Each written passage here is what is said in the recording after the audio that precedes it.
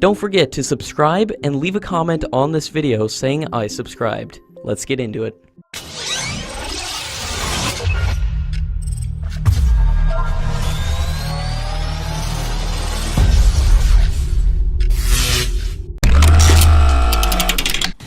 US aerospace major Boeing has said that by manufacturing the A-18 Super Hornet at a state-of-the-art facility in India will lead to the growth of the aerospace ecosystem in India, which can be utilized for its AMCA program.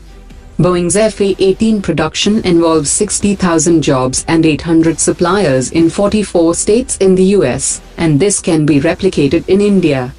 The Vice President of Boeing India, Tom Breckenridge, has said that the Super Hornet is the most advanced aircraft with the lowest cost per flight hour, which will deliver next-generation superiority and survivability to India. India has joined the League of Select Countries that have a fully operational submarine-launched system. The system is named Bo5, which has a range of 650 kilometers. Earlier, such technologies were available only in the US, Russia, China and France.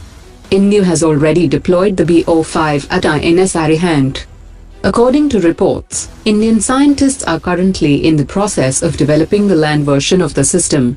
India will start the work on the development of a new series of 13,500-ton submarines called the S5.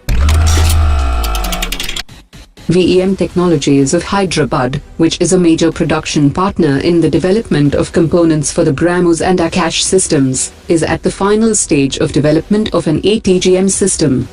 The system has a range of 2.5 kilometers, and it is slated for field tests in 2019. On 21st May, at the invitation of Russian President Vladimir Putin, Prime Minister Modi will visit Russia for an informal meeting with the Russian President, and will also discuss the 40,000 crore rupees deal to buy the sophisticated S-400 air defense system. Russian President is also expected to visit India for the annual bilateral summit later this year, and the S-400 deal is expected to be signed during the visit. India and Russia are working on a roadmap to get around the new US sanctions, as several critical defense projects are in the pipeline.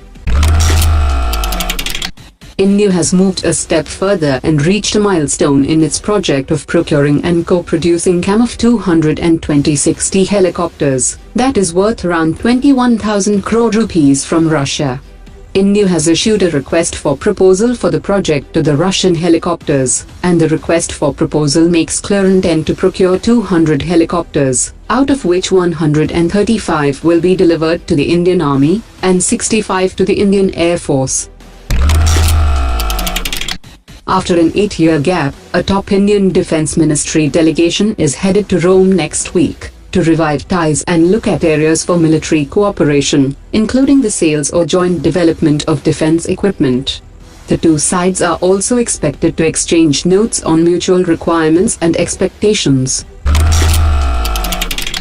The defense minister has said that manufacturing of defense equipment cannot be done with borrowed technology, and indigenization has to be the top agenda, as India is one of the largest importers of defense equipments in the world. S. Christopher, the chairman of DRDO, has said that the organization has now got an engine for the indigenous unmanned combat air vehicle. He also added that scientists are working to install DRDO sensors and systems on the ships that are exported by India to other countries. Force Motors had bagged an order for the supply of light strike vehicles to the Indian Army.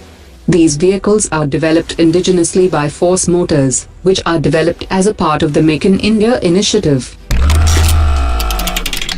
The Indian Army Chief is on a 4-day visit to Sri Lanka, at the invitation of his Sri Lankan counterpart, for taking the military cooperation between the two countries to the next level. The Army Chief will hold talks with top political and military leadership of Sri Lanka, and explore new areas of military-to-military cooperation between the ground forces of the two countries.